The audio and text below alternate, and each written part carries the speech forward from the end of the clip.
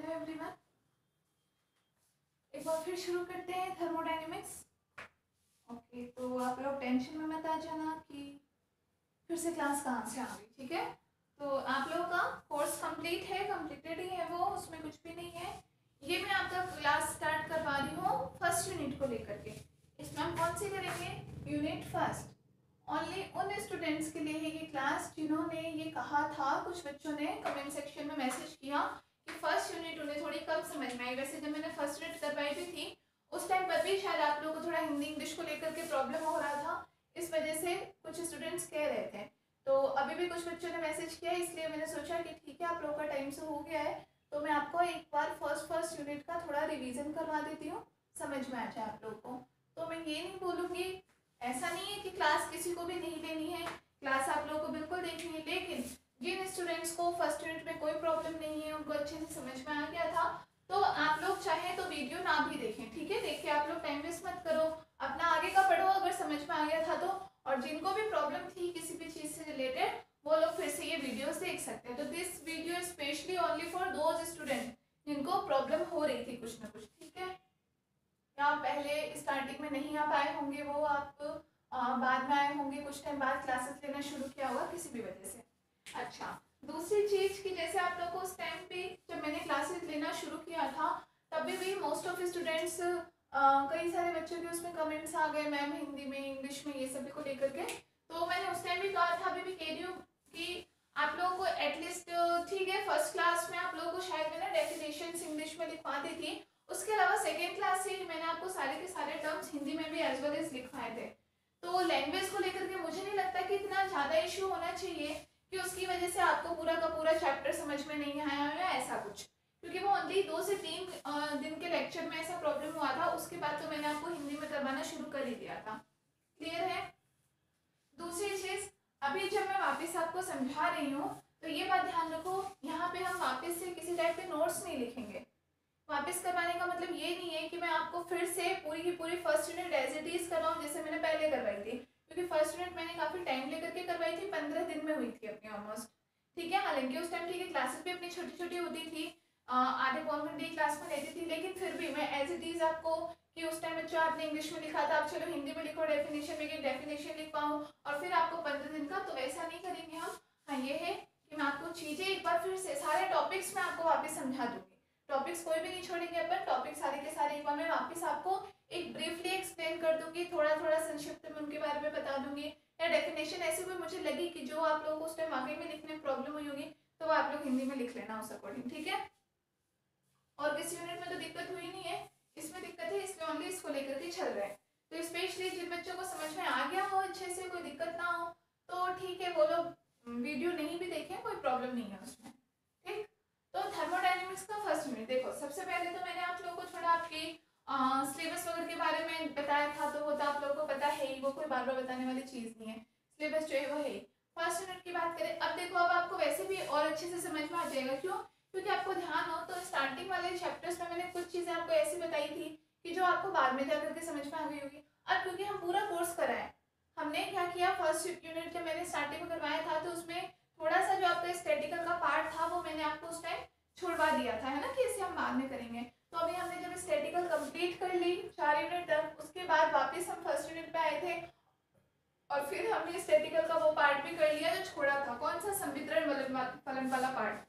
ठीक है, तो आपका वो चीज़ भी कंप्लीट हो गया, तो उससे रिलेटेड प्रॉब्लम ही नहीं है। तो आप पूरी स्टैटिकल कर चुके हो, पूरी थर्मो कर चुके हो, तो आप लोगों को कहीं कोई चीज़ बीच में छूट भी गई हो तो वो भी अब आप आराम से कवर कर सकते हो कि हमने ये स्टैटिकल में पढ़ लिया था या इस तरीके से। ठीक है, ओके, तो अपन आते हैं यूनिट फर्स्ट पे। तो यूनिट फर्स्ट पे जैसे कि मैंने आपको बताया,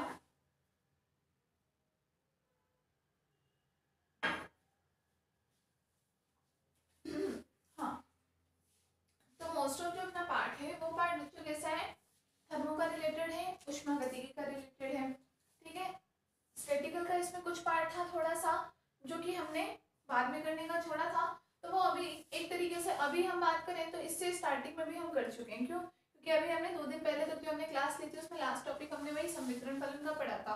ठीक है, संवितरण फलन के रूप में सारे ऊष्मागतिकी जो भी पैरामीटर्स हैं, प्राचल हैं, उनको किस रूप में लिख सकते हैं, इसलिए हमने आदर्श केस के लिए हमने गतिज ऊर्जा निकाल ली, समझ में आ गया सब टॉपिक? तो वो पार्ट आपका फर्स्ट यूनिट का ही था, तो वो आप कर ही चुके हो और उसमें शायद तक आप लोगों को कोई दिक्कत भी नहीं आई, वो आप लोगों को अच्छे से समझ में आ भी गया।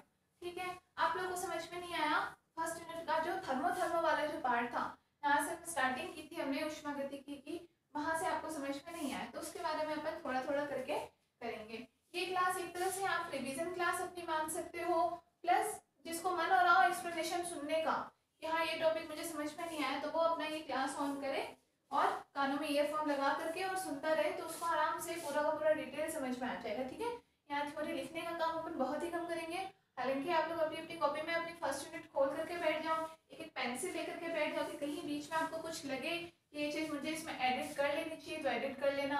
और यूनिट खत्म होने के बाद मैंने आपको लास्ट में कहा भी था कि हर यूनिट के बाद आप लोग 2 से 3 पेज छोड़ दिया करो, तो अगर कोई न्यू चीज़ अगर आपको ऐसा लगे कि मैं अभी करवाऊँ जो मैंने पहले नहीं करवाई हो, तो आप वहाँ पे मेंशन भी कर देना। क्लियर है? चलो अब स्टार्ट करते हैं। तो सबसे पहले तो हमने बात की थी उष्मागतिकी। उष्मागतिकी की क्या चीज़ होती है, ठीक है, इसमें हम किसके बारे में पढ़ते हैं, तो हमने फर्स्ट यही कहा था कि आपकी जो बुक्स है, बुक का एक्चुअली में आपका टोटल नाम क्या है, पूरा नाम है, टोटल नाम से मतलब बुक का जो पूरा नाम है वो है आपकी थर्मोडायनेमिक एंड स्टैटिकल फिजिक्स, उष्मागतिकी एवं सांख्यिकी भौतिकी।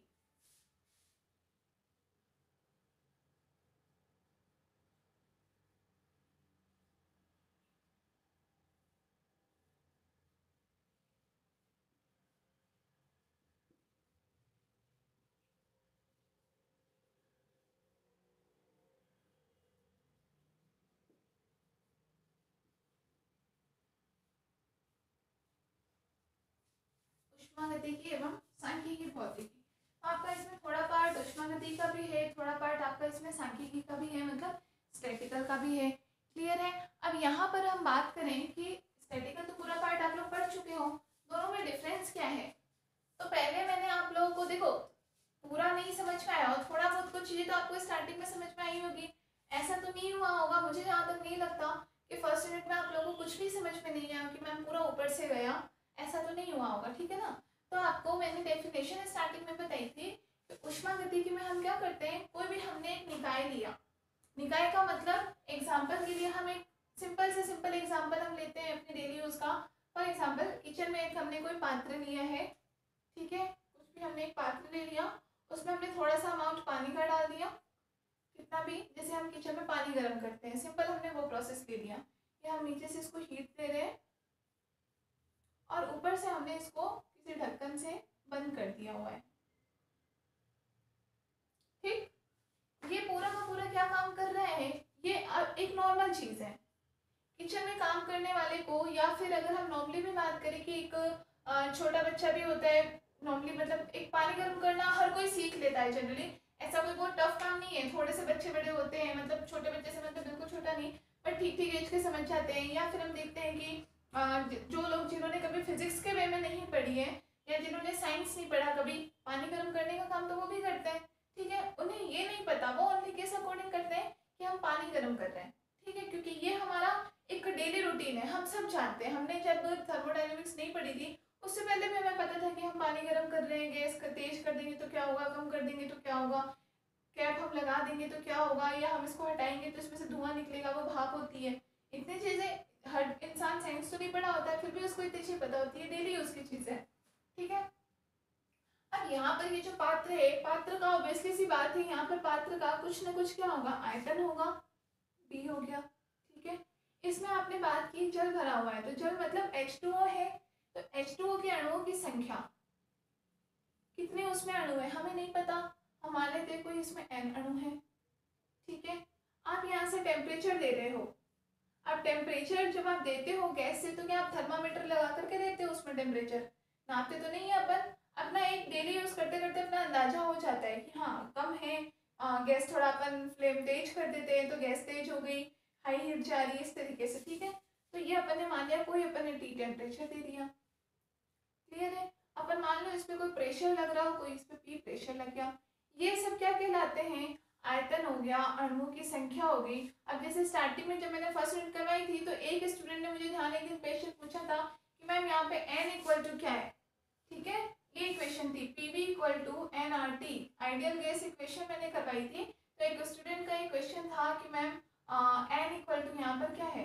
अब ठीक है, मैंने उसको आंसर ऑब्वियसली दिया ही कि n equal to number of particles है, लेकिन ये चीज़ अजीब नहीं लगती थोड़ी कि आप लोग बीएससी सेकेंड ईयर के स्टैंडर्ड में आकर के एक ये आइडियल गैस इक्वेशन में यहाँ पर n क्या है आप लोग को ये तक नहीं पता हो, ठीक है ना। तो इसलिए कई बार ऐसे क्वेश्चन सोच करके और फिर आप सोचते हो कि मैम हमें समझ में नहीं आया या वापस बता दो, तो वो चीज़ अजीब लगती है कि जब आप लोग को इतनी छोटी सी चीज़ नहीं पता तो मैं आप लोग को ये सारी बड़ी बड़ी चीज़ें किस लेवल के अकॉर्डिंग एक्सप्लेन करूँ ये समझ में नहीं आता कई बार। खैर चलो जो भी है, अब जैसे इसमें ये नॉर्मल सी चीज़ें हैं यार, आप लोग को पता होनी चाहिए। पी यहाँ प्रेशर है, वी वॉल्यूम है, एन नंबर ऑफ पार्टिकल है, आर अपन गैस नियतांक लेते हैं, रिडबर्ग कांस्टेंट होता है इसलिए इसको आर से प्रदर्शित करते हैं, टी यहाँ पर ताप है, और ये P V equal to N R T है। तो मुझे यहाँ तक ध्यान है शायद अपने 9th क्लास से आती है इक्वेशन, कोई ऐसा भी नहीं कि पहली बार आई हो। थर्मोडायनेमिक्स स्पेशली आप पहली बार पढ़ रहे हो, लेकिन इसके अंदर जो आपकी चीज़ें आधी चीज़ें आप पहले पढ़ चुके हो, आपको ध्यान है ना। अभी हम एक तरह से पढ़ तो चुके हैं पूरा। इसमें हमने क्या देखा, उष्मागति के तीनों समीकरण देखे, चाहे हमने कार्नो इंजन देखा, ये सब क्या 11th-12th में नहीं आता, आता है आराम से, सबने पढ़ा हुआ है हमने, ठीक है ना। अब उसमें भी कोई एक लॉजिकल क्वेश्चन पूछो, कोई कुछ अच्छा क्वेश्चन, या वाकई में कोई ऐसी चीज़ जो मैंने मिस कर दी हो वो आप लोग पूछो, तब तो समझ में आता है कि सही क्वेश्चन किया है। आप लोग पूछ रहे हो मैम एन इक्वल टू क्या है, या मैम वहाँ पर आपने ये चीज़ ये नहीं आएगा बल्कि वहाँ पे क्या आएगा।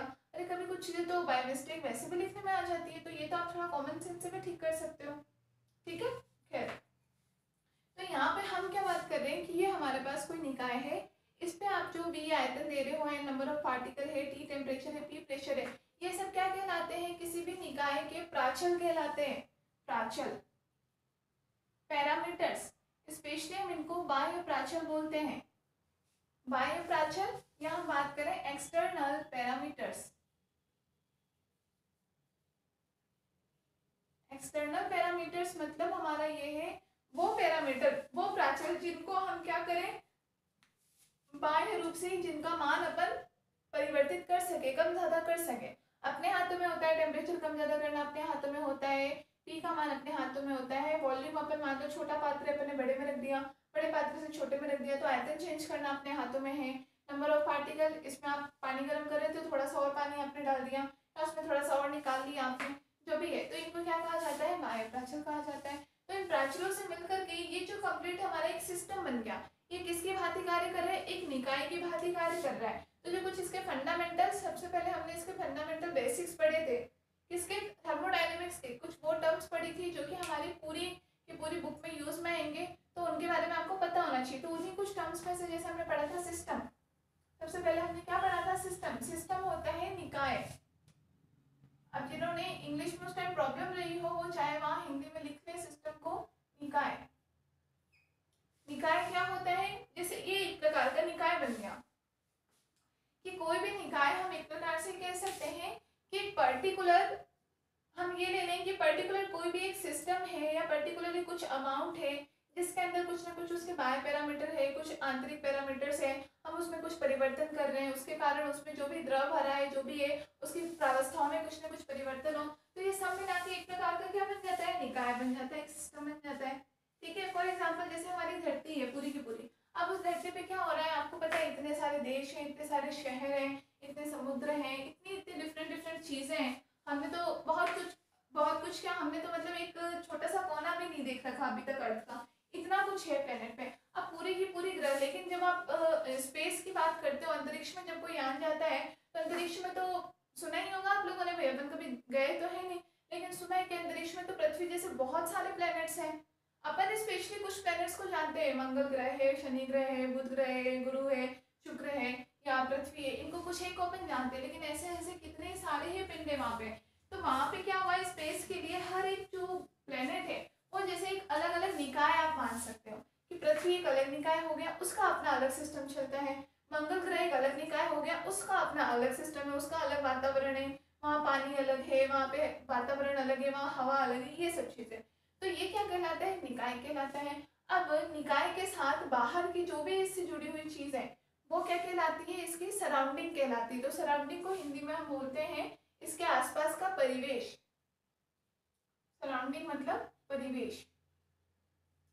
परिवेश कैसा है, फॉर एग्जाम्पल जैसे कि हम डेली यूज में हम रहते हैं, हम अपने अपने घरों में रहते हैं, हम सबका एक पर्टिकुलर हमारा एक दायरा है, ठीक है ना। बाहर आना जाना हम सब करते हैं, लेकिन at the end of the day सब अपने अपने घरों की तरफ जाते हैं, चाहे जानवर हो चाहे इंसान हो, हर कोई। क्यों?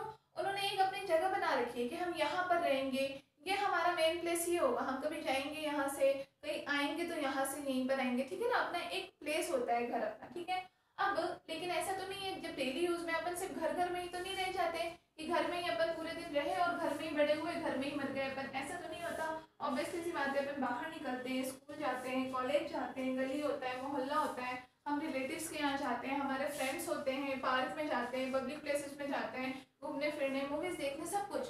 तो ये सब कुछ क्या होता है? हमारा परिवेश ही तो कहलाता है, सराउंडिंग है वो सब। हमारा घर क्या है? हमारा निकाय है। हमारा निकाय कौन हो गया? हमारा घर हो गया। और हमारे घर के बाहर जो भी चीज़ें हैं, चाहे हमारे घर से बाहर निकलते हैं, हमारी जो भी गली है, रोड है, पार्क है, स्कूल है, मंदिर है, दुकान है, जो भी है, वो सब क्या हो गया? हमारा परिवेश हो गया। तो एक हो गया निकाय, दूसरा हो गया परिवेश। एक चीज अपन ने पढ़ी थी, बाउंड्री, ठीक है। बाउंड्री का मतलब होता है सीमा, कि निकाय को और परिवेश को अलग करने वाली जो लाइन होती है वो क्या कहलाती है? बाउंड्री कहलाती है। अब बाउंड्री का सिंपल मीनिंग वही है जो कि डेली यूज में होता है। जैसे कि आप लोगों ने सबने सुना होगा, देखा होगा, अगर हम कोई भी प्लॉट खरीदते हैं किसी जगह पे, मान लो एक साथ बहुत सारे प्लॉट्स कटे हुए हैं, गाँव वगैरह में भी आप लोग देखते हो, जैसे गाँव में खेत होते हैं हमारे, तो खेतों में क्या होता है? एक साथ कितने सारे लोग के खेत होते हैं वहाँ पे, ठीक है ना। अब किसकी कितनी जगह है ऐसे तो क्या पता चलेगा? तो हर किसी ने अपनी अपनी कुछ ना कुछ बाउंड्री फिक्स कर रखी होती है ना, चाहे वो कोई अलग टाइप की उसने कुछ दीवार बना रखी हो, चाहे कुछ पौधे लगा कर कहीं अलग कर रखे हो, तो वह एक प्रकार की बाउंड्री जो कि उसको बाकी सबसे अलग करती है। उसको ये समझ में आता है कि इतनी लंबाई, इतनी चौड़ाई और इतनी लंबाई ये जगह मेरी है, बाकी जगह किसी और की है। क्लियर है? तो ये क्या कहलाती है? बाउंड्री कहलाती है। तो सिमिलर इस तरीके से कि हम ये ले रहे हैं पूरा का पूरा कोई यूनिवर्स है, इसमें ये हमारा कोई निकाय है, तो ये जो लाइन है जो कि इन दोनों को अलग कर रही है, ये क्या कहलाती है? बाउंड्री कहलाती है। क्लियर हो गया? तो आपका सिस्टम हो गया, सराउंडिंग हो गया, बाउंड्री हो गया, यही सब चीजें तो हमने पढ़ी थी। और इन तीनों से मिलकर के, system plus surrounding plus boundary, इन तीनों से मिलकर के क्या बनता है? हमारा पूरा का पूरा यूनिवर्स बनता है। यूनिवर्स को हम क्या कह सकते हैं हिंदी में? यूनिवर्स आप लोग समझते होंगे।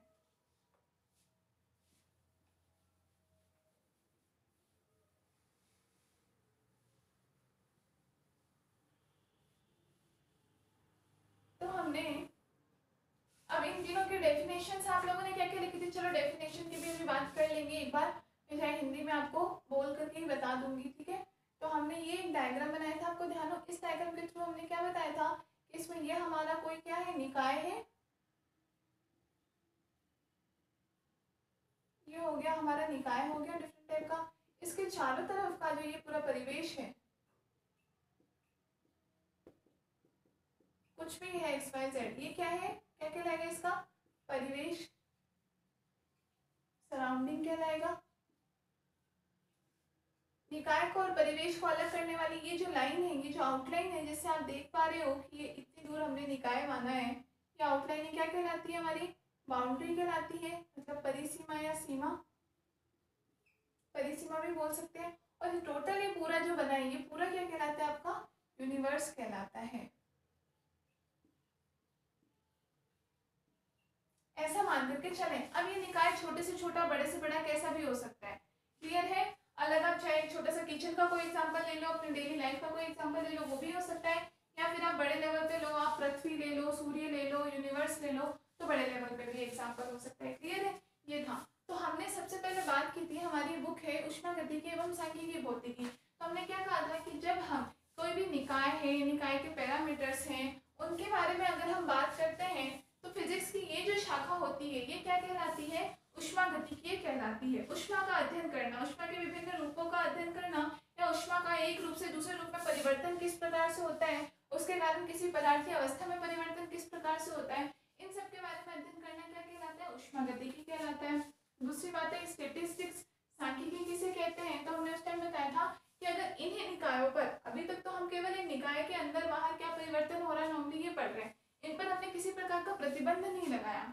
लेकिन अगर हम इसी निकाय पर विभिन्न विभिन्न प्रकार के प्रतिबंध लगा दें, ठीक है, प्रतिबंध किस रूप में? जैसे कुछ अलग प्रमेय के द्वारा, कुछ अलग नियमों के द्वारा, इन पे किसी प्रकार के प्रतिबंध लगा के, और फिर अगर हम इनकी स्टडी करें निकायों की, तो वो हमारे किसके अंदर आते हैं? स्टैटिकल फिजिक्स के अंतर्गत आते हैं। और आप लोग अब पढ़ चुके हो तो आप लोगों को पता है, हमने अभी जैसे लास्ट चैप्टर में हमने बोस-आइंस्टीन स्टैटिस्टिक्स अलग पढ़ी, फर्मी-डिराक अलग पढ़ी, प्लांक का रेडिएशन लॉ अलग पढ़ा, मैक्सवेल-बोल्ट्जमान का विकिरण नियम अलग पढ़ा, ऊष्मा का समविभाजन सिद्धांत अलग पढ़ा। वो सब क्या थे? वो सब एक प्रकार के नियम बता रहे थे, अलग अलग प्रकार का नियम। मैक्सवेल-बोल्ट्जमान था, प्लांक था, फर्मी-डिराक था, वो सब क्या बता रहे थे? वही तो बता रहे थे कि उनके नियम के अकॉर्डिंग वेगों का वितरण किस प्रकार हो, उनके नियम के अकॉर्डिंग ऊर्जा का वितरण किस प्रकार हो, कणों का वितरण किस प्रकार हो, यही चीज तो पढ़ रहे थे। तो हम वहां पर क्या देख रहे थे कि उनके लगाए गए नियम, एक प्रकार से किसी प्रतिबंध हमने लगा दिया और फिर हम उस निकाय के अध्ययन कर रहे हैं, तो वो किसके अंतर्गत आता है? हमारा सांख्यिकी के अंतर्गत आता है। अब समझ में आ गया होगा आपको सांख्यिकी की। ये मैंने फर्स्ट क्लास में आपका ये डेफिनेशन दी थी उस टाइम पे आप लोग समझे होंगे या नहीं, लेकिन आई होप अब आप लोग को अच्छे से समझ में आ गया होगा कि आपके थर्मो में क्या डिफरेंस था और स्टैटिकल में क्या डिफरेंस था। बहुत सारी चीजें टर्म्स हमने वही वाली यूज की, थर्मो में यूज की, वही स्टैटिकल में यूज की, लेकिन फिर भी आपको लगा ना कि दो डिफरेंट सब्जेक्ट पढ़ रहे हैं अपन, क्योंकि उनमें डिफरेंस था। सांख्यिकी में, स्टैटिकल में हमने मोस्ट ऑफ लॉज की, प्रिंसिपल की, नियम की, सिद्धांतों की, या इस सिद्धांत के अनुसार ये होता है, फर्मी-डिराक सिद्धांत के अनुसार ये होता है, इस यांत्रिकी के द्वारा ये होता है, यही सब पढ़ा। तो ये आपका डिफरेंस किसमें हुआ? थर्मो में और स्टैटिकल में। क्लियर है? थर्मो में मेनली हम बात करें तो थर्मो में हम किसकी बात करते हैं? दो काम होते हैं थर्मो में। क्या होता है आपका? किसी भी प्रकार की आपने ऊर्जा दी है तो आप ऊर्जा से क्या कर सकते हो? कोई काम कर सकते हो, और कोई कार्य है तो कार्य से आप ऊर्जा कर सकते हो। थर्मोडायनेमिक्स में क्या होता है? कार्य का रूपांतरण हम कर सकते हैं ऊर्जा में, कार्य का रूपांतरण ऊर्जा में, और ऊर्जा का रूपांतरण हम कर सकते हैं कार्य में। ये मेन कॉन्सेप्ट है थर्मोडायनेमिक्स का, ऊष्मागतिकी का।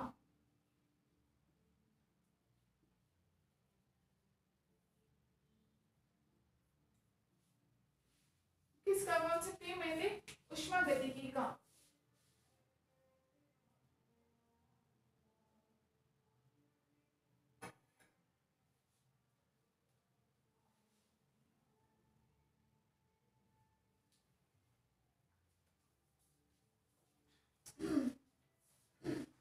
हाँ, तो ये हमने सबसे मेन डिफरेंस देखा था। अभी आप लोग ऐसे मत हो, अब मैं नॉर्मली लेकर के चल रही हूँ आप लोगों को इजीली, क्योंकि हमारा माइंड भी होता है ना एक बार में सेट हो जाता है। जैसे हम थर्मो पढ़ रहे होते हैं तो वही वही समझ में आती है। फिर मुझे पता है जैसे ही अपन स्टैटिकल में गए तो आप लोग थर्मो की आधी चीजें भूल गए होंगे, फिर आपका दिमाग स्टैटिकल में ही चल रहा होगा, ठीक है ना। अब मुझे आपका दिमाग स्टैटिकल से निकाल करके फिर से थर्मो में लगाना है, तो मैं इसलिए आपको थोड़ा धीरे धीरे लेकर के आ रही हूँ, क्योंकि मैं डायरेक्टली यहाँ पे शुरू कर दूँ फिर आपको देगा कि मैं पूरा आपने मिक्सअप करवा दिया, इस वजह से अपन स्लोली स्लोली चल रहे हैं। तो क्योंकि अपने को कोर्स अपना कंप्लीट है, और अपन सिलेबस सॉरी रिवाइज का काम कर रहे हैं, इसलिए उसमें कोई प्रॉब्लम वाली चीज़ नहीं है। अच्छा, तो यहाँ हमने क्या देखा? ऊष्मागतिकी का जो मेन सिद्धांत है, मेन कॉन्सेप्ट है उसका क्या है कि कार्य का रूपांतरण ऊर्जा में कर सकती है और ऊर्जा का रूपांतरण कार्य में कर सकती है। एग्जाम्पल आप लोगों को याद हो तो मैंने आपको बड़े अच्छे एग्जाम्पल बताए थे, जैसे कि होता है हीट इंजन, होता है भाप का इंजन होता है, ठीक है। भाप के इंजन में क्या होता है? ऊर्जा दी जाती है, भाप से ही तो वहां पर चलती है। भाप क्या होता है? एक प्रकार का फॉर्म ऑफ एनर्जी तो होता है, ठीक है ना। ताप के रूप में वहां ऊष्मा दी जाती है, वो ऊष्मा दी जाती है टरबाइन को, टरबाइन चलती है और फिर वो काम करती है, ठीक है। हम देखते ही भाप का इंजन वगैरह होता है, जैसे गन्ने वाली मशीन वगैरह होती है, गन्ने का जूस निकालने वाली, तो इनमें क्या होता है? पहले उसको हीट दी जाती है और उस हीट के बेस पे, मतलब हीट का मतलब ऊर्जा दी जाती है, और ऊर्जा के द्वारा वो क्या करता है? कार्य करता है। तो ये आपका एग्जाम्पल किस में हो गया? ऊर्जा का रूपांतरण कार्य में हो गया। दूसरा अपन पढ़ते हैं कार्य से ऊर्जा का रूपांतरण। जैसे एग्जाम्पल में अपने हाथों को आपस में ये रब कर रही हूँ, घसीट रही हूँ इनको आपस में, ठीक है। तो हम देखते हैं कुछ टाइम तक अगर हम काफी तेज जैसे करते हैं तो हमारे हाथ, हमें हथेलियां आपस में कैसे हल्की सी गर्म सी लगती हैं। अब ये एनर्जी कहाँ से जनरेट हुई हमें नहीं पता, बस हम ये देखते हैं सर्दी में हमें बहुत सर्दी लगती है तो हम लोग हाथों को ऐसे करते हैं। क्यों करते हैं? क्योंकि हमें ये, हम सबको पता है इसके पीछे कारण क्या है वो नहीं पता, लेकिन ये छोटे बच्चे भी देखते हैं, वो भी जानते हैं, हर कोई जानता है कि हाँ हाथों को आपस में से करो तो थोड़ी गर्मी आ जाती है हाथों में। क्लियर है? तो ये एग्जाम्पल किसका होता है? कार्य का रूपांतरण ऊर्जा में। आपने ये कार्य किया, ठीक है ना, ये हाथों को घसीटना, आप क्या कर रहे हो? कार्य कर रहे हो, और कार्य का आपको रिजल्ट क्या मिल रहा है? ये ऊर्जा मिल रही है कि आपकी हथेलियां गर्म हो रही है। क्लियर है? तो ये दोनों ही टाइप के एग्जाम्पल्स आपके किसके अंतर्गत आते हैं? ऊष्मागतिकी के अंतर्गत आते हैं। ऊष्मागति में आप जितने भी निकाय पढ़ोगे, जो भी कॉन्सेप्ट पढ़ोगे फर्स्ट लो, सेकंड लो, थर्ड लो, आप उन सब में मेन चेंज आपको यही होता हुआ दिखेगा, कहीं तो अपन कार्य से ऊर्जा निकालेंगे और कहीं अपन ऊर्जा से कार्य निकालेंगे। क्लियर है? इसमें कुछ नोट करने जैसा हो आप लोगों का तो वो नोट कर लो। अब मैं आगे क्या करती हूँ, ये जो इन तीनों के डेफिनेशंस इंग्लिश में लिखी होगी आप लोगों ने, तो मैं एक बार हिंदी में बोल देती हूँ। किसी को लिखना हो पेंसिल से, जैसे भी हो ऊपर आप लोग लिख लो, या केवल समझना हो तो समझ लो। ठीक है? निकाय, परिवेश और सीमा, इनके नाम पहले अपन ने लिखा था। निकाय सिस्टम था, लिख लेना। सिस्टम का मतलब हिंदी में होता है निकाय, सराउंडिंग का मतलब हिंदी में होता है परिवेश, और बाउंड्री का मतलब होता है सीमा।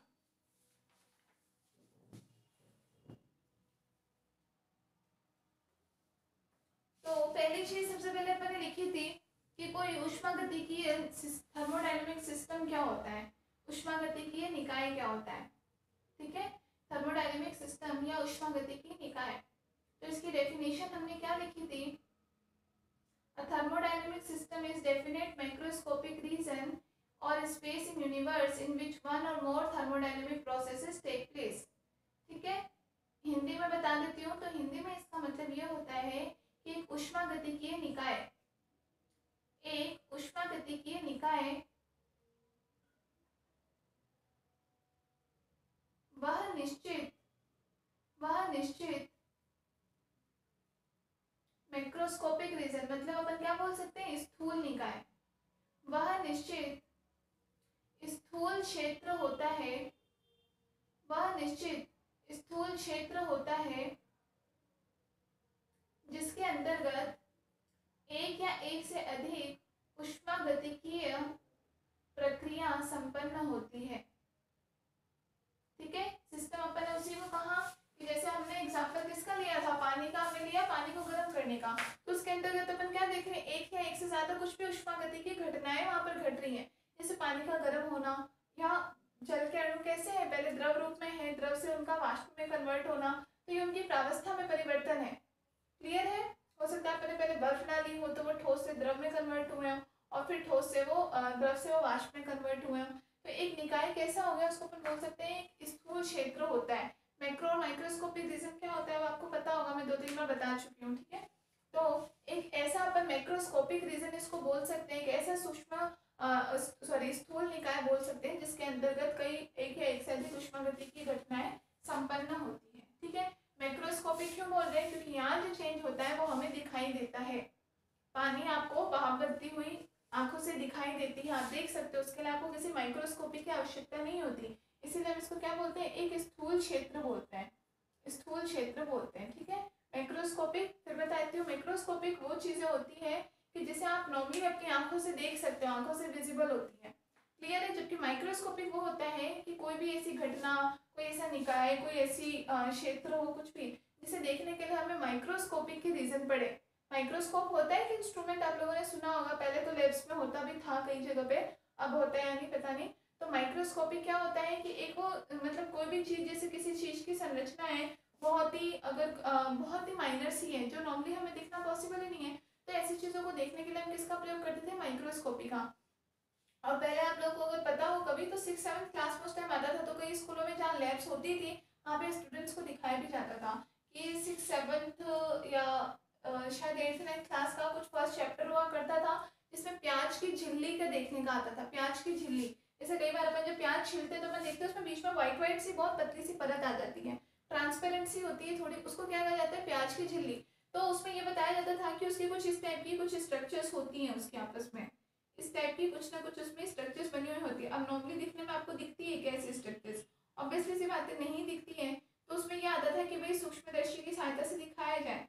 तो जैसे हमारे स्कूल में हुआ करता था उस टाइम पे, माइक्रोस्कोपिक होता था तो हमें दिखाया था, इसलिए मुझे ये एक्सपेरिमेंट याद है।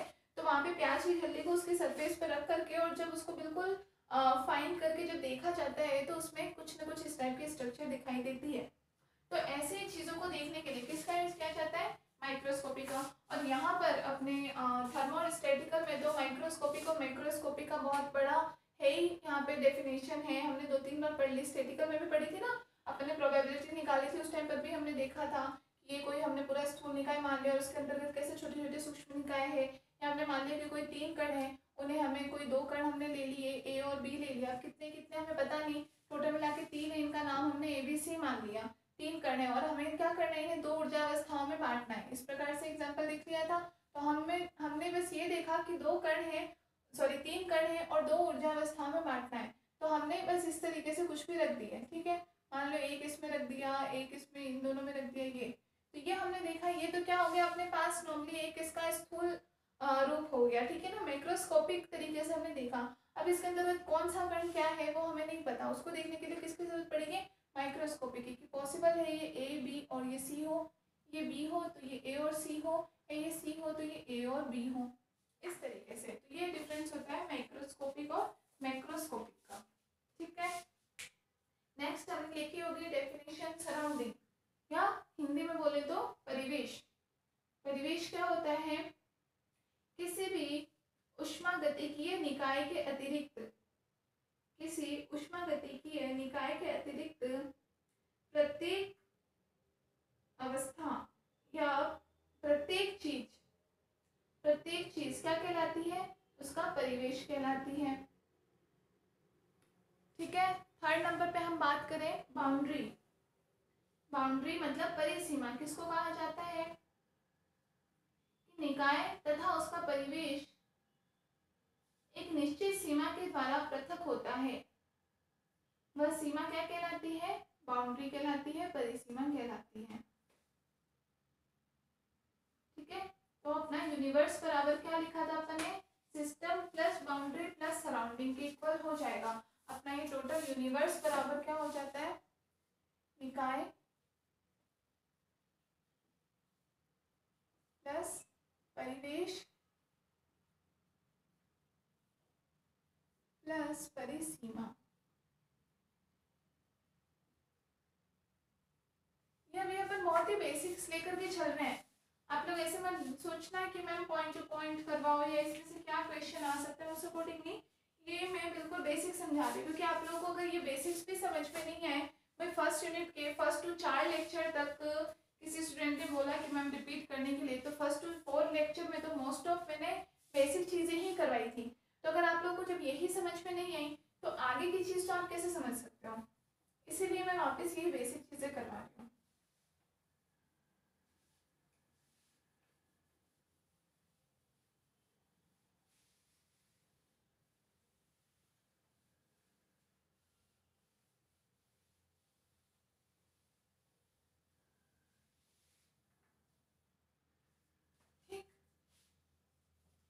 यहाँ तक में कोई दिक्कत नहीं। फिर हमने पढ़े थे कि उष्मागतिकीय निकाय कितने प्रकार के होते हैं, ठीक है ना। तो उसमें हमने लिखा था ओपन सिस्टम, क्लोज सिस्टम और आइसोलेटेड सिस्टम, ठीक है। तो अगर हिंदी में लिखना चाहो तो आप लिख सकते हो उष्मागतिकीय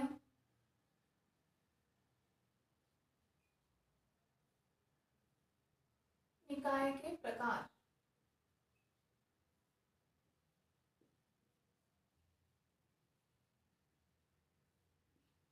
कौन सा पहला अपन ने देखा, खुला निकाय,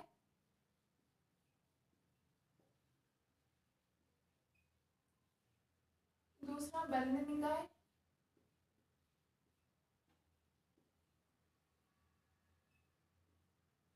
और तीसरा विलगित निकाय, आइसोलेटेड।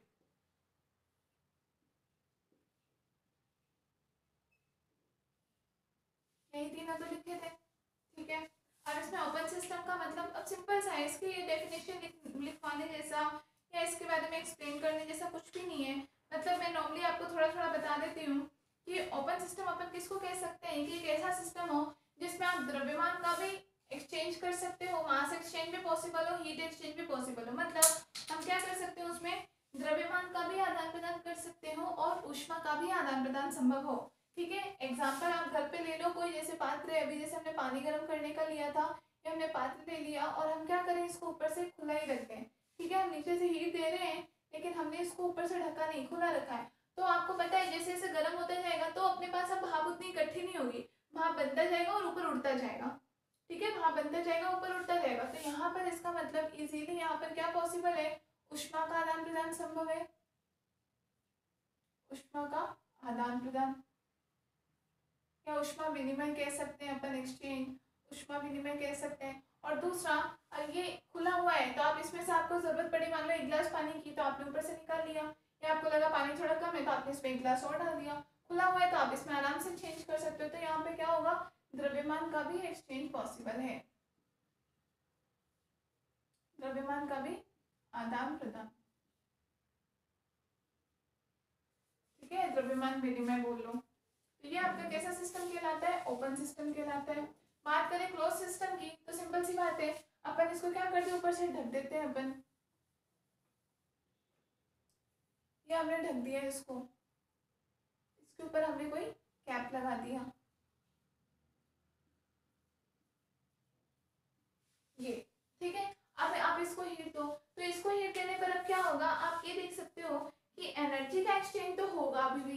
क्यों होगा, जैसे आप देखो, कभी आप घर पे ट्राई करना, कोई भगोने में आप पानी गर्म कर रहे हो, उसके ऊपर आप एक प्लेट ढक दो, तो आप देखोगे उस प्लेट के चारों तरफ आप ऊपर से ऐसे हाथ लगाओ, कहीं ना कहीं से आपको लगेगा कि यहाँ से थोड़ी सी गर्म हवा निकल रही है, वो इतनी सी बिल्कुल माइनर सी जगह वो ढूंढ लेती है। या फिर फॉर एग्जाम्पल हम जैसे देखते हैं, कुकर होता है, प्रेशर कुकर होता है, प्रेशर कुकर में ऊपर आपकी सीटी लगाई जाती है, ठीक है ना। सीटी क्यों लगाई जाती है, या सीटी किस टाइम पे बजती है, जैसे नीचे हमने उसमें कुछ भी दाल डाला, अंदर चावल डाला, कुछ भी डाला, ठीक है, वो अपना काम करता रहता है, हीट जा रही है, वो पकता रहता है, पकता रहता है, पकता रहता है, उस टाइम तक तो सीटी नहीं आती। सीटी कब आती है, जब पूरा पकता है। पकने का मतलब क्या हुआ कि वो पानी इतना गर्म हो जाता है भाई, चावल या दाल जो भी हम डालते हैं कुकर में, वो किस तरीके से पकता है, वो उस पानी में जितनी उसके पास वाष्प है, वाष्प क्या सॉरी, जितनी ऊर्जा है, हीट है, उस हीट से ही तो वो उसको गर्म करता है, ठीक है ना। तो पानी के पास जब इतना ज़्यादा हीट हो जाती है कि वो उसको बिल्कुल गर्म कर दे, बिल्कुल उसको गला देता है, तो उस कंडीशन में उसके पास हीट मतलब गर्मी बहुत ज़्यादा होगी,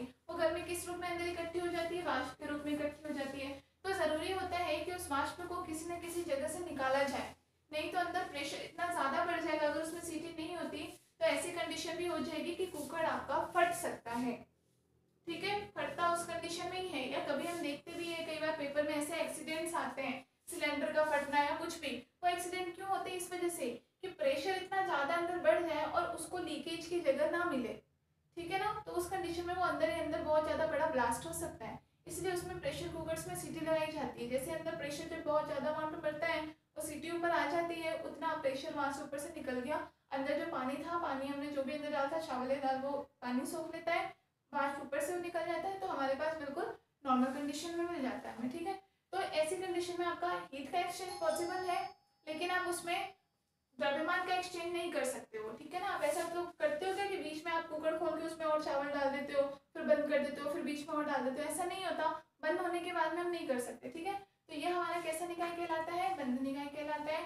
यहाँ पे ओनली क्या पॉसिबल है, ऊष्मा का विनिमय पॉसिबल है, ऊष्मा विनिमय संभव है, द्रव्यमान का विनिमय संभव नहीं है, ठीक है। और तीसरा निकाय हम पढ़ते हैं विलगीत निकाय, आइसोलेटेड सिस्टम। विलगीत का मतलब ये होता है अलग थलग पड़ा हुआ, अलग थलग पड़ा हुआ कोई ऐसा निकाय हो जिसमें ना तो ऊष्मा जा सकती हो, ना उससे बाहर आ सकती हो, ना उसमें द्रव्यमान अंदर जा सकता हो, ना बाहर आ सकता हो, किसी प्रकार का कुछ भी उसमें एक्सचेंज पॉसिबल ही नहीं हो, तो वैसा सिस्टम क्या कहलाता है, विलगीत निकाय कहलाता है, आइसोलेटेड सिस्टम कहलाता है, ठीक है। हम यहाँ पे आगे बहुत बार यूज में लेंगे रुद्धोष्म प्रक्रम, जिसमें ऊष्मा अवरुद्ध हो जाती है। रुद्धोष्म प्रक्रम भी एक प्रकार का विलगीत निकाय अपन मान सकते हैं, क्यों, उसकी एक तरह से दीवारें हम इतनी मोटी बनाते हैं कि ना तो वहां से ऊष्मा निकल पाए और द्रव्यमान की तो बात ही नहीं है, ठीक है ना। तो इस प्रकार के निकाय क्या कहलाते हैं, विलगीत निकाय कहलाते हैं। तो ये आपके तीनों टाइप थे, किसके, ऊष्मागतिकीय निकाय के प्रकार थे, खुला निकाय, बंद निकाय और विलगित निकाय।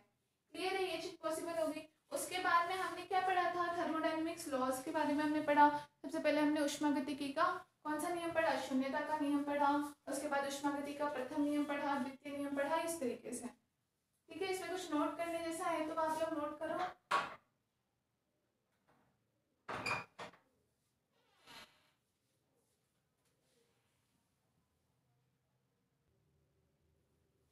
ठीक है, तो ये आपके तीनों प्रकार के निकाय हो गए, इतना समझ में आ गया।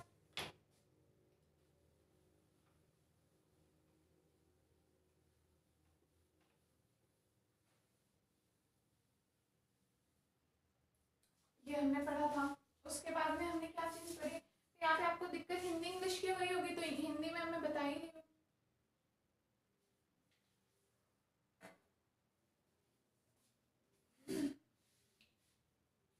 फिर अपन एक चीज पढ़ी थी कि टेम्परेचर में दोनों में क्या डिफरेंस है, मतलब कि एक तरह से ऊष्मा में और ताप में क्या अंतर है, इन दोनों में ऊष्मा और ताप।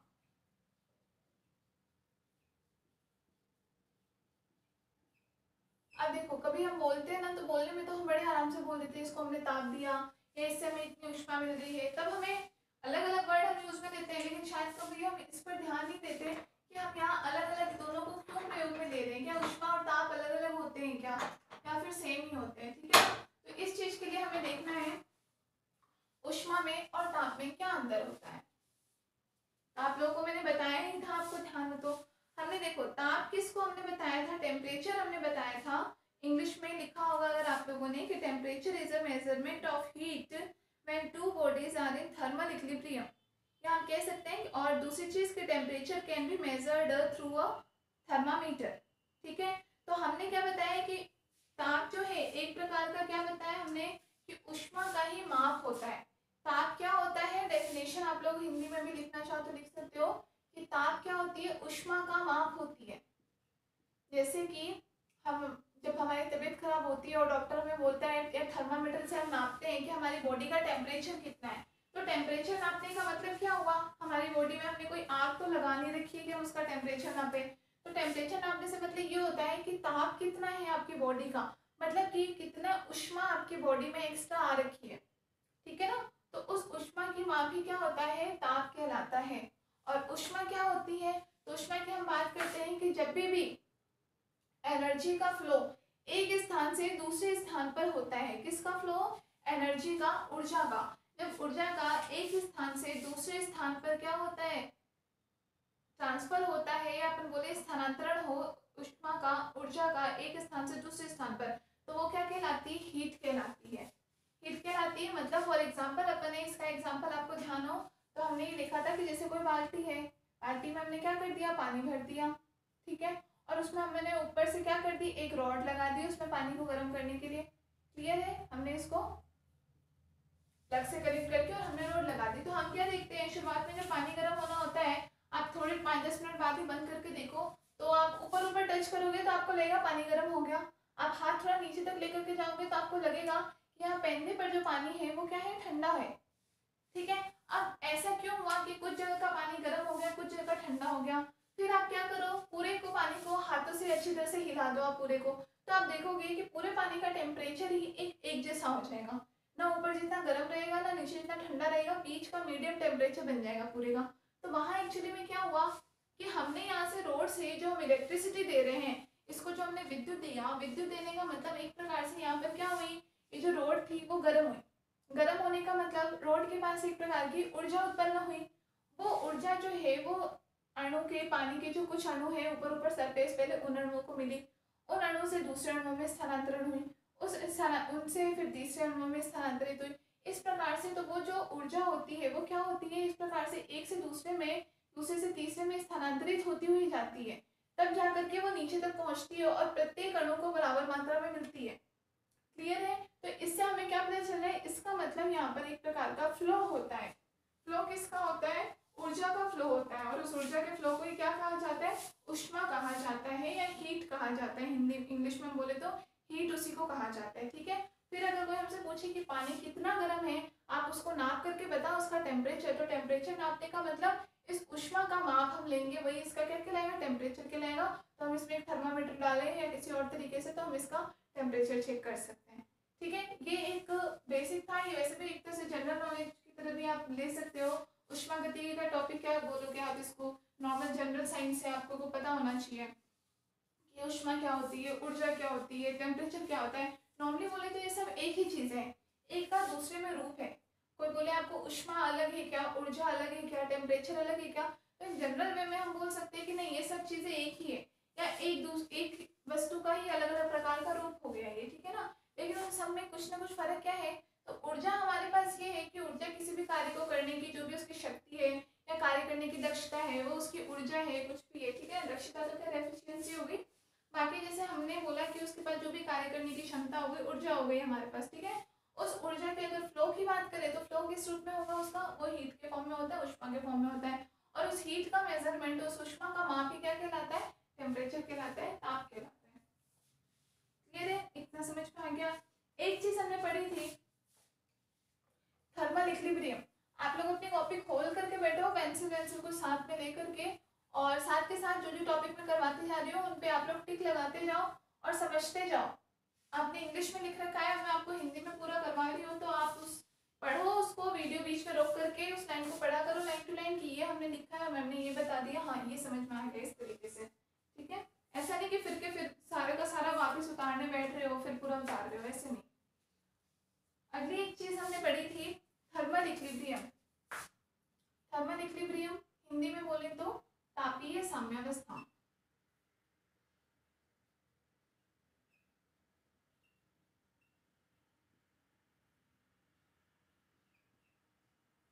अब इंग्लिश में लिखा हुआ हो तो आप ब्रैकेट में लिख लेना तापीय साम्यावस्था, ठीक है। तापीय साम्यावस्था से हमने डेफिनेशन क्या लिखी थी कि व्हेन टू बॉडीज और system have same temperature then they interact thermally. तो थर्मल इक्विलिब्रियम को हम कैसे डिफाइन कर सकते हैं कि the temperature of the system, ठीक है। थर्मल इक्विलिब्रियम का मतलब कि टेम्परेचर उस सिस्टम का कितना है वही क्या कहलाएगा थर्मल इक्विलिब्रियम। कहने का मतलब ये है कि कभी अगर हम कोई भी दो निकाय की बात कर रहे हैं, ये हमने ले लिया ए और बी, और दोनों का टेम्परेचर कैसा हो जाए, सेम हो जाए, तो हम क्या कह सकते हैं कि वो दोनों के दोनों निकाय क्या है, एक दूसरे के साथ तापीय साम्यावस्था में है, ठीक है। मतलब कि वो दोनों एक दूसरे से ऊष्मा का आदान प्रदान कर सकते हैं, किसी के पास ज्यादा है कम नहीं है, थोड़ा अमाउंट ये उसको अपनी वाली उसको दे देगा, उसकी वाली ये खुद ले लेगा, थोड़ा थोड़ा अमाउंट इन्होंने एक्सचेंज कर लिया तो कोई फर्क नहीं। तो ये यहाँ पर क्या कर सकते हैं, एक्सचेंज कर सकते हैं, क्यों, क्योंकि ये दोनों तापीय साम्यावस्था में है। यही होती है तापीय साम्यावस्था। बहुत जगह ये टर्म यूज में लोगे थर्मल इक्विलिब्रियम, थर्मल इक्विलिब्रियम, तो उसका मतलब समझ जाओ कि जिन भी दोनों निकाय की बात हो रही है या किसी निकाय का उसके वातावरण के साथ उसके परिवेश के साथ हम देख रहे हैं, तो कहने का मतलब हमारा यही है कि कोई निकाय अपने वातावरण के साथ थर्मल इक्विलिब्रियम में है, मतलब कि उस निकाय के अंदर का टेम्परेचर और जो बाहर का वातावरण है उन दोनों का टेम्परेचर कैसा है, इक्वल है, तो दोनों कैसे कहलाएंगे, तापीय साम्यावस्था में कहलाएंगे। क्लियर है, इतना समझ में आ गया। ये सारी हमारी छोटे छोटे टॉपिक्स थे जो हमने कुछ एक पढ़े थे। उसके अलावा जैसे एक चीज और हमने पढ़ी थी, इंटरनल एनर्जी के बारे में हमने देखा था, ठीक है। या इससे पहले हमने एक और चीज पढ़ी थी, जीरो लॉ ऑफ थर्मोडायनेमिक्स, ऊष्मागतिकी का शून्यता का नियम।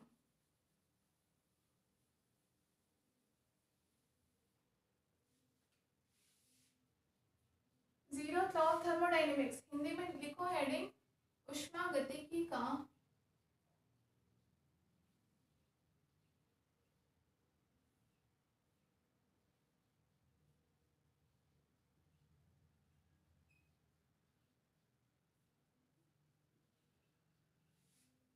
शून्यता का नियम।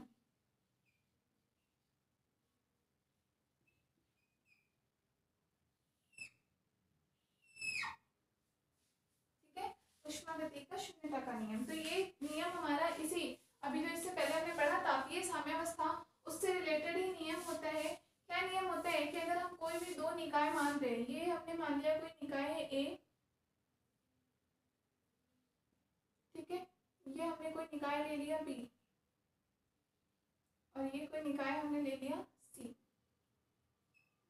ठीक है। टी का टेम्परेचर हम मान लेते हैं कि ये हमारे पास T1 टेम्परेचर है, ये T2 टेम्परेचर है, और इसका सी निकाय का टेम्परेचर कितना है हमारे पास T3 है, ठीक है। तो ऊष्मागतिकी का शून्यता का नियम ये कहलाता है कि यदि कोई भी दो निकाय किसी तीसरे निकाय के साथ तापीय साम्यावस्था में है, मतलब कि ए और बी दो निकायों की बात हो रही है, किसी तीसरे निकाय के साथ, तीसरा निकाय यहाँ कौन है, सी है, उसके साथ यदि तापीय साम्यावस्था में पृथक पृथक रूप से तापीय साम्यावस्था में, मतलब ए भी इस सी के साथ तापीय साम्यावस्था में हो और बी भी इस सी के साथ तापीय साम्यावस्था में हो, ठीक है। तापीय साम्यावस्था में होने का मतलब अभी जस्ट हमने पढ़ा कि मतलब उन दोनों निकायों का टेम्परेचर सेम हो जाए, मतलब कि हम ये बोल दें कि अगर T1 बराबर है T3 एंड T2 बराबर भी है T3, इक्वेशन 1 और इक्वेशन 2, तो ऊष्मागतिकी के शून्यता नियम के अनुसार ये दोनों निकाय भी आपस में क्या होंगे, ऊष्मीय साम्यावस्था में, सॉरी तापीय साम्यावस्था में होंगे। इम्प्लाइज इक्वेशन 1 और 2 से हम क्या निकाल सकते हैं, दोनों T3 के बराबर है, मतलब आपस में भी ये दोनों बराबर होंगे, T1 बराबर होगा T2। यही होता है हमारा ऊष्मागतिकी का शून्यता का नियम। ठीक है। इसकी स्टेटमेंट अगर इंग्लिश में लिखी हो तो आप लोग लिख लो हिंदी में कि ऊष्मागतिकी के शून्यता के नियम के अनुसार यदि कोई दो निकाय पृथक पृथक रूप से किसी तीसरे निकाय के साथ तापीय साम्यावस्था में हैं, तो वो दोनों निकाय आपस में भी तापीय साम्यावस्था में होंगे। ठीक है, यहाँ पे हम एग्जांपल के ले लेंगे। माना कोई निकाय A जिसका टेम्परेचर T1 है, निकाय B जिसका टेम्परेचर T2 है, निकाय C जिसका टेम्परेचर T3 है। तो यदि निकाय A और निकाय B पृथक पृथक रूप से निकाय C के साथ तापीय साम्यावस्था में है, अर्थात T1 बराबर T3 है, यदि T1 बराबर T3 है इक्वेशन 1 एंड T2 बराबर T3 है इक्वेशन 2, तो ऊष्मागतिकी के शून्यता नियम के अनुसार क्या होना चाहिए, A और B भी आपस में कैसे होंगे, तापीय साम्यावस्था में होंगे, अर्थात T1 इक्वल टू T2 होगा। यही आपका होता है ऊष्मागतिकी का नियम। और इस नियम के द्वारा ही एक्चुअली में जो टेम्परेचर का कॉन्सेप्ट था वो इस नियम के द्वारा ही आया था। ठीक है, जब ये शून्यता का नियम दिया गया उसके बाद ही पता चला कि मतलब ये टेम्परेचर क्या चीज है, तब पता चला। अभी उससे पहले तक बात हो रही थी ऊर्जा की, और ऊर्जा का प्रवाह मतलब ऊष्मा की बात हो रही थी। फिर आया कि यहाँ अपन बात करेंगे इनका टेम्परेचर बराबर हो, तो टेम्परेचर को अपन क्या डेफिनेशन देंगे कि उस ऊष्मा की माप ही एक प्रकार से टेम्परेचर कहलाता है। ठीक है, तो ये है अपना ऊष्मागतिकी का शून्यता का नियम। उसके बाद यहाँ पे एक दो छोटी छोटी डेफिनेशन हमें और पढ़नी पड़ेंगी, और वो पढ़ने के बाद में हमें क्या देखना पड़ेगा, ऊष्मागतिकी का प्रथम नियम और द्वितीय नियम। ठीक है, प्रथम द्वितीय तृतीय 3 नियम होंगे। सेकेंड नियम जो था ऊष्मागतिकी का वो शायद हमारी सेकेंड यूनिट में है, हाँ वो देखना पड़ेगा, वो शायद सेकेंड यूनिट में है, फर्स्ट लो है फर्स्ट यूनिट में है ना।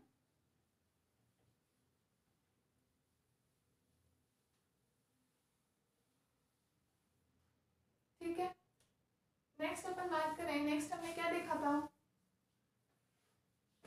नेक्स्ट हमने पढ़ा था आंतरिक ऊर्जा। अब आंतरिक ऊर्जा पहले समझ में आया हो या नहीं, हिंदी में हो चाहे इंग्लिश में, अब तो डेफिनेटली समझ में आ गया होगा स्टैटिकल पढ़ने के बाद। और स्टैटिकल भी क्या है, स्टैटिकल का जो बिल्कुल लास्ट टॉपिक हमने किया था उस दिन क्वांटम मैकेनिक्स का, वो अगर अच्छे से पढ़ा होगा तो आपको समझ में आ गया होगा, तो ये मुझे ये पढ़ाने की जरूरत नहीं है। आंतरिक ऊर्जा जिसे हमने कहा था E से या फिर U से प्रदर्शित किया जाता है, E से या फिर U से प्रदर्शित किया जाता है। तो आंतरिक ऊर्जा में हमने क्या देखा था कि देखो किसी भी कोई निकाय की ले ले, किसी कण की ऊर्जा, टोटल ऊर्जा हमेशा किसके इक्वल होती है, E बराबर टोटल ऊर्जा की अगर अपन बात करें कुल ऊर्जा, तो वो उसकी गतिज ऊर्जा प्लस उसकी स्थितिज ऊर्जा दोनों के बराबर होती है, दोनों के बराबर होती है। अब देखो जब अपन ने शुरुआत की थी थर्मोडायनेमिक्स की, तब यहाँ से अपन E का मान लेकर के चले थे, जो कि किसके बराबर आएगा, 3/2 kT के बराबर आएगा मान, ठीक है ना। और जब हमने खत्म किया इस बुक को, थर्मोडायनेमिक्स को और स्टैटिकल फिजिक्स को, तो उसके लास्ट टॉपिक में हमने यही चीज पढ़ी कि E बराबर 3/2 kT होता है। पढ़ा था नहीं उस दिन क्वांटम मैकेनिक्स में, हमने जो लास्ट वैल्यू निकाली थी 3/2 kT की इक्वल तो आया था, वहां हमें क्या निकालना था, ये सॉरी इसमें फर्स्ट चैप्टर में ही तो अभी किया था उस दिन, हाँ लास्ट में नहीं, फर्स्ट चैप्टर में ही हमने अभी उससे निकाला था कि कोई भी गैस या आदर्श केस के लिए अगर हमें गतिज ऊर्जा की बात करनी हो, तो गतिज ऊर्जा ही उसकी कुल ऊर्जा के बराबर आई थी। क्यों आई थी, क्योंकि देखो हमें पता है कि गैस के अणु कभी भी क्या होते हैं, रेस्ट में नहीं होते, रेस्ट में नहीं होने के कारण उनकी स्थितिज ऊर्जा क्या हो जाती है, शून्य हो जाती है। वैसे भी स्थितिज ऊर्जा U इक्वल टू क्या होता है, mgh होता है। अब यहाँ पे इनकी हाइट का कोई कॉन्सेप्ट नहीं होता वैसे भी, ठीक है, तो U बराबर mgh होता है, स्थितिज ऊर्जा का इनमें कोई योगदान नहीं होता। इसीलिए इनकी जो कुल ऊर्जा होती है वो केवल किस पर डिपेंड करती है, गतिज ऊर्जा काइनेटिक एनर्जी पर डिपेंड करती है। ठीक है, अब आप लोग पहले पढ़ चुके हो ऊष्मा का समविभाजन का सिद्धांत क्या होता है, तो उसके अनुसार प्रत्येक डिग्री ऑफ फ्रीडम के लिए, प्रत्येक स्वतंत्रता की कोटि के लिए ऊर्जा का मान कितना होता है, 1/2 kT के इक्वल होता है। क्लियर है, ये होता है किसी भी एक डायमेंशन के लिए। अब गैस के अणु में, किसी पात्र में अगर आप गैस के अणु ले रहे हो तो वो तो रैंडमली किसी भी डायरेक्शन में मूव कर सकता है, XYZ किसी डायरेक्शन में मूव करेगा। तो अपन नॉर्मली किसी एक गैस के अणु के लिए कोई पात्र अपन ने ले लिया V आयतन का, तो इसमें इस गैस के अणु की कितनी स्वतंत्रता की कोटि है, 3 होती है। जनरली अपन लेते हैं 3 दिशाओं में वो संभव गति कर सकता है, तो अपने पास ये वैल्यू कितनी हो जाएगी, 3/2 kT। और यही मान अपने पास होता है काइनेटिक एनर्जी का, और काइनेटिक एनर्जी ही टोटल एनर्जी के इक्वल होती है। ठीक है, ये वैल्यू अपन ने पढ़ी थी आंतरिक ऊर्जा E की, इसे हम E से या फिर U से भी डिनोट करते हैं, E या फिर कैपिटल U से, और ये आगे तक भी आपके बहुत ज्यादा यूज में आएगा। यहाँ से डायरेक्टली डायरेक्टली आप सी वी का मान भी निकाल लोगे, C V equal to D U upon D T होता है, तो यहाँ से इसकी वैल्यू अपने पास कितनी आएगी 3/2 के इक्वल आ जाएगी। ठीक है, दूसरी चीज़ ये अपने बात की, कोई भी एक गैस के अणु के लिए बात कर रहे हैं, अगर यहाँ पे total n number of particle हो, n अणुओं की संख्या हो, तो ये वैल्यू कितनी हो जाएगी 3/2 n के टी, और n इंटू के होता है r के इक्वल, गैस नेतांक r के इक्वल, तो ये वैल्यू आ जाएगी 3/2 RT। ठीक है, ये हमने पढ़ा था आंतरिक ऊर्जा, गैसों की आंतरिक ऊर्जा। तो यहाँ तक में समझ में आ गया आप लोगों को? ये हमने काफ़ी सारे टॉपिक्स तो कर ही लिए फर्स्ट यूनिट के आप, और इसके बाद के भी और कुछ टॉपिक्स हम करेंगे अपनी नेक्स्ट क्लास में, डिस्कस करेंगे। तो ये आप लोग पढ़ लो, अपनी जो स्टार्टिंग में आप लोगों ने नोट्स लिखे थे उसमें से एक एक से मैच कर लिया करो इन टॉपिक्स को, हिंदी में जहाँ भी लिखना अगर हो आप लोगों को उसमें एडिट कर लो कुछ कुछ, और वैल्यूज अगर पहले नहीं लिखी हो वो सब, और इस तरीके से अभी 2-4 दिनों में ही हो जाएगी आपकी फर्स्ट यूनिट भी कंप्लीट। तो जिनको समझ में नहीं आई हो वो लोग ही देख लें वीडियो और समझ लो अच्छी तरीके से। ठीक है, अभी के लिए इतना ही, आगे डिस्कस करेंगे अपनी नेक्स्ट क्लास में। Thank you.